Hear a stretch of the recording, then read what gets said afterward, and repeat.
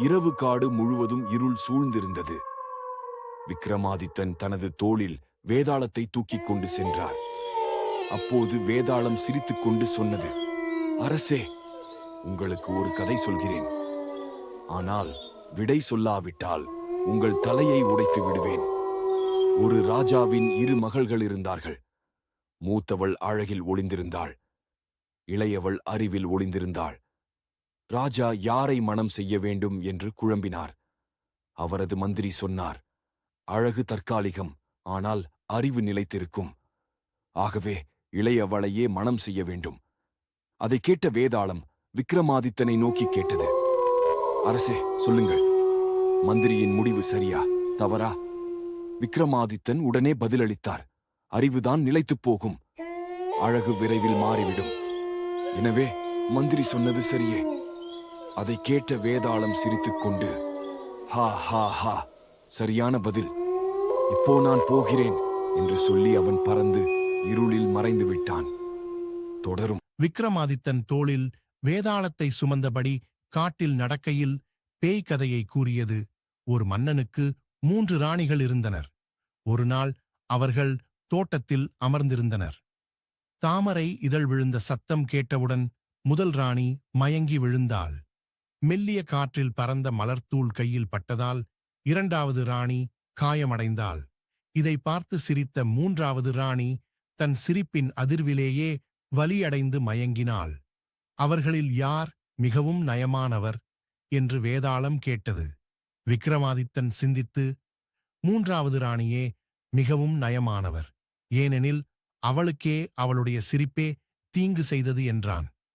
அவனது பதில் கேட்ட வேதாளம் சிரித்து, சரி மன்னா, ஆனால் பதில் சொன்னதால் நான் திரும்பிச் செல்கிறேன் என்று சொல்லிவிட்டு இருளில் மறைந்தது. கதை தொடரும்.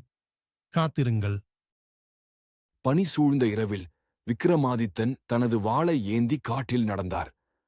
அவரது தோளில் தொங்கியிருந்த வேதாளம் திடீரென பேசத் தொடங்கியது. அது பாண்டிய ராஜா பற்றிய ஒரு கதையை சொன்னது. ஒரு காலத்தில் பாண்டிய ராஜா தனது 3 அமைச்சர்களையும் அழைத்து ஒரு சிந்தனை வினாவை கேட்டார். நீங்கள் மூவரும் ஒரு நதி கடக்க வேண்டும். ஆனால் ஒரு தோணி ஒருவரையே தாங்கும். நீங்கள் மூவரும் எப்படிச் செல்வீர்கள்? முதலாம் அவர் பெருமையுடன், நான் முதலில் போகிறேன் என்றார். 2ஆம் அவர் சிந்தித்து, நான் நீந்தி போகலாம் என்றார். ஆனால் 3ஆம் அவர் நிதானமாகச் சொன்னார், நாம் ஒருமித்து சென்றால்தான் இலக்கை அடைய முடியும். அந்த பதிலை கேட்ட பாண்டிய ராஜா மகிழ்ந்தார். இதுவே உண்மையான அறிவு என்று கூறி 3ஆம் அவரை பாராட்டினார். அந்த கதையை முடித்த வேதாளம் சிரித்தபடி வானத்தில் பறந்து மறைந்தது. விக்ரமாதித்தன் அமைதியாக மீண்டும் மரத்தின் பக்கம் சென்றார். இந்த கதையின் நெறி, ஒற்றுமைதான் எல்லா வெற்றிகளுக்கும் வித்தாகும். கதை தொடரும். பனி சூழ்ந்த காட்டில் விக்ரமாதித்தன் தனது தோளில் வேதாளத்தை சுமந்து நடந்தான். அப்போது வேதாளம் சிரித்துக் கொண்டு சொன்னது, மன்னா, இப்போது ஒரு புதுக்கதை கேளுங்கள். ஒரு ஊரில் மணிமாலா என்ற அழகிய பெண் இருந்தாள். அவள் கழுத்தில் இருந்தது சத்தியத்தை உணரும் ஒரு அதிசய மணிமாலை. அந்த மாலை யாராவது பொய் சொன்னால் உடனே ஒளி மங்கிவிடும். ஒரு நாள் அவளது கணவன் ஒரு சிறிய பொய் சொன்னான். அது சொன்னவுடன் மாலையின் ஒளி மங்கியது. மணிமாலா அதிர்ச்சியுடன் கேட்டாள், நீ என்னை ஏமாற்றினாயா? அவன் வெட்கத்துடன் தலை குனிந்து, ஆம், நான் தவறு செய்தேன் என்று ஒப்புக்கொண்டான். அந்த நொடியிலே மாலையின் ஒளி மீண்டும் பிரகாசித்தது. உண்மை வெளிப்பட்டதும் அந்த மாலையும் மகிழ்ச்சியடைந்தது. வேதாளம் சிரித்தது. மன்னா, சொல்லுங்கள், உண்மை சொன்னவன் தண்டனை பெற வேண்டுமா, மன்னிப்பு பெற வேண்டுமா?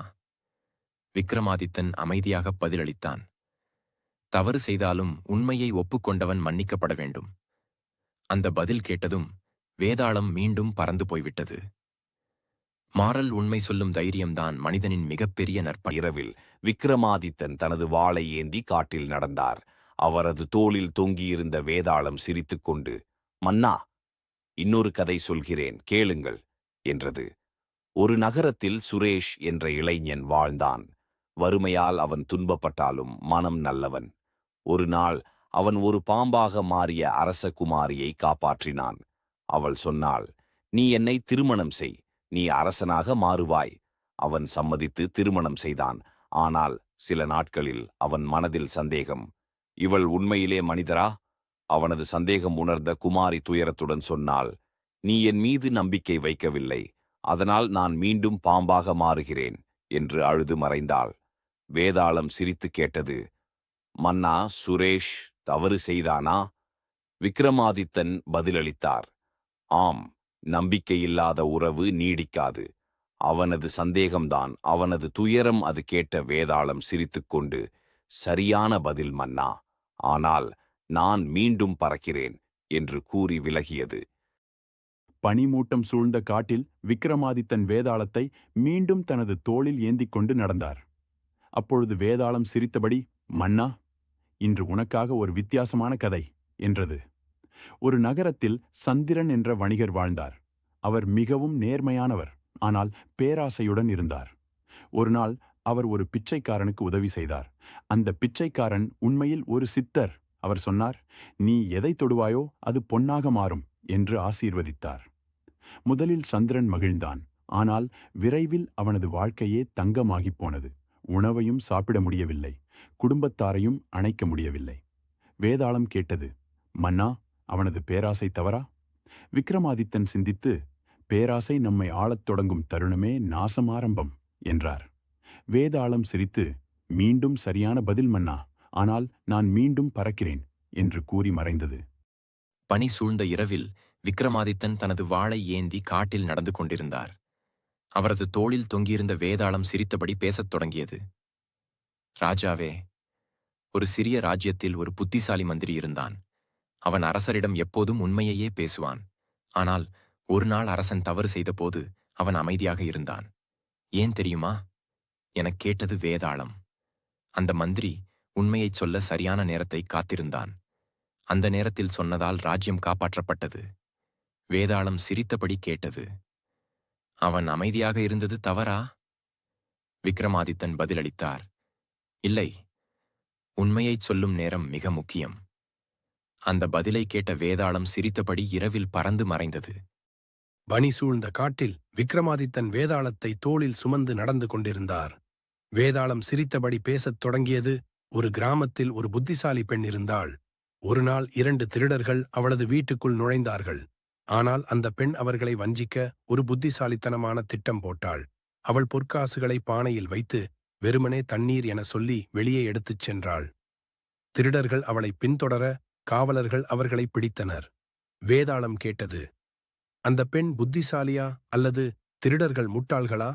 விக்ரமாதித்தன் பதிலளித்தார், அந்த பெண்தான் புத்திசாலி. அறிவே சக்தி. வேதாளம் சிரித்தபடி இரவில் பறந்து மறைந்தது. பனி சூழ்ந்த இரவில் விக்ரமாதித்தன் தனது வாளை ஏந்தி காட்டில் நடந்தார். மரக்கிளையில் தலைகீழாக தொங்கியிருந்த வேதாளம் சிரித்து, மன்னா, இன்னொரு கதையை கேட்க தயார்தானே என்றது. ஒருமுறை ஒரு ராஜ்யத்தில் ஒரு புத்திசாலி ராணி ஆட்சி செய்தாள். அவளிடம் 2 முக்கியமான அமைச்சர்கள் இருந்தனர். ஒரு நாள் அரண்மனையில் ஒரு பொன் மோதிரம் காணாமல் போனது. இருவரும் ஒருவரை ஒருவர் குற்றம் சாட்டினர். ராணி அமைதியாக கேட்டாள்.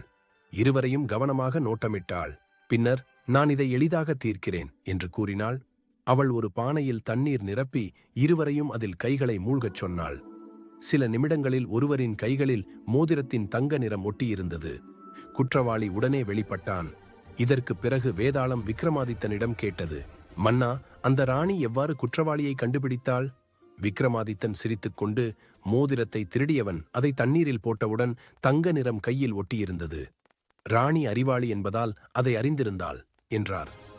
வேதாளம் அதை கேட்டு பெருமூச்சு விட்டுச் சிரித்தது. நீ எப்போதும் சரியாக பதில் சொல்கிறாய் மன்னா என்று கூறி வானில் பறந்து போனது.